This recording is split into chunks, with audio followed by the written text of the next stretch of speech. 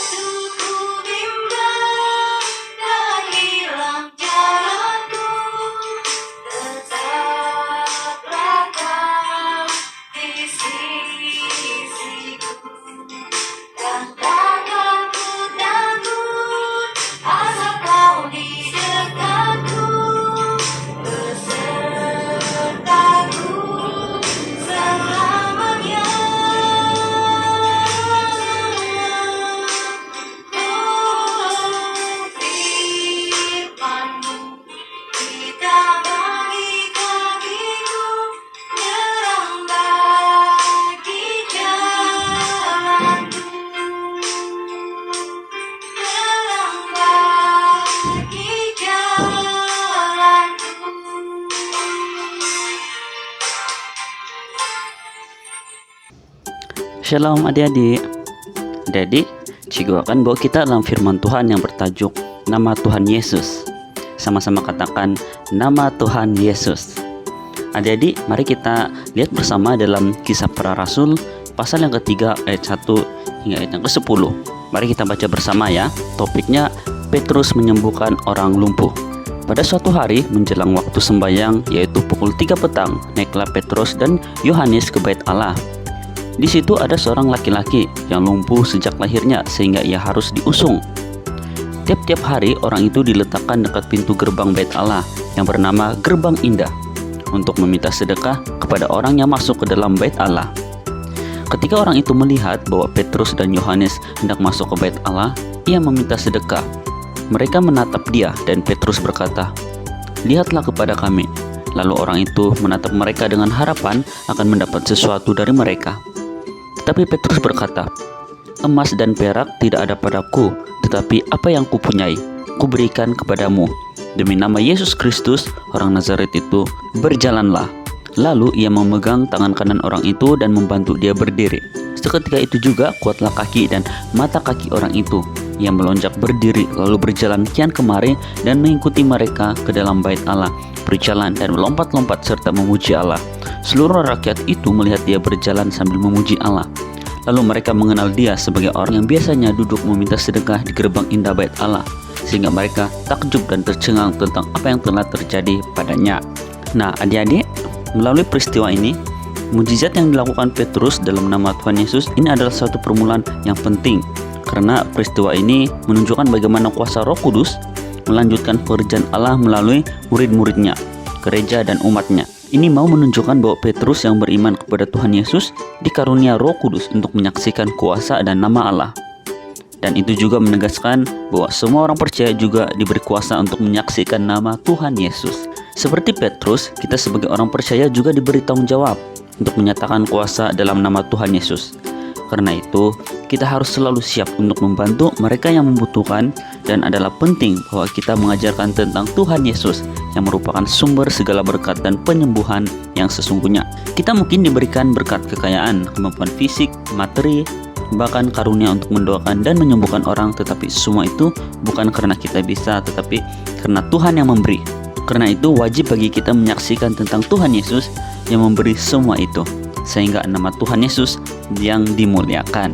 Nah, adik-adik, kesimpulannya dari bacaan ini kita belajar bagaimana kita harus selalu siap membagikan apa yang kita ketahui tentang Yesus kepada orang lain di setiap saat dan kesempatan melalui perkataan juga perbuatan yang baik kepada semua orang. Adik-adik, mari kita lihat ayat hafalan untuk minggu ini. Mari kita baca dalam Filipi pasal 2 ayat 10. Filipi 2 ayat 10, supaya dalam nama Yesus bertekuk lutut segala yang ada di langit dan yang ada di atas bumi dan yang ada di bawah bumi.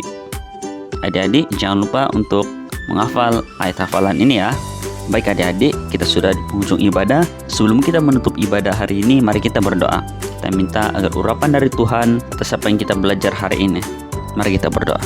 Haleluya, haleluya. Bapa di surga, terima kasih untuk hari ini kami sudah punya kesempatan memuji Engkau, menyembah Engkau, dan belajar firman-Mu. Meskipun lewat online, tapi kami sangat diberkati ya Tuhan.